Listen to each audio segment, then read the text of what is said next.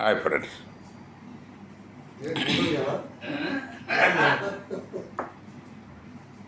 ఈ మధ్యకాలంలో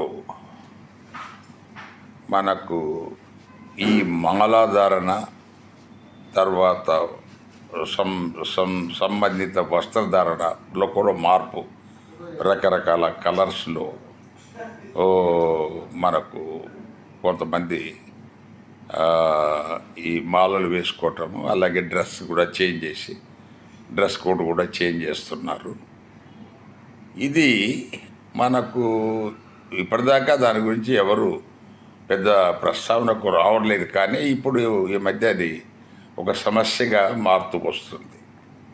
ఎందుకంటే కొన్ని యూనిఫామ్డ్ సర్వీసెస్ ఉన్నాయి, ఆర్మీ, పోలీస్, అలాగే స్కూల్ యూనిఫామ్స్, ఇలాగా.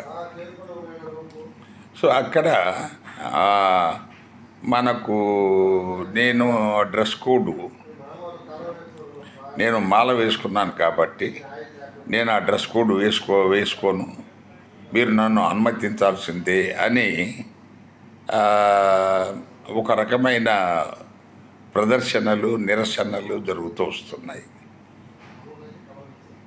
ఒక వ్యక్తి ఆయన మాల వేసుకున్నంత మాత్రాన చట్టాలు మారాలా? ఇప్పుడు ఆయన మాల వేసుకునే ముందు చట్టాల గురించి కూడా ఆలోచించాల్సిన అవసరం లేదా? ఇందులో ఎవరు బాధ్యులు, ప్రభుత్వమా లేకపోతే మాల వేసుకున్న వ్యక్తి?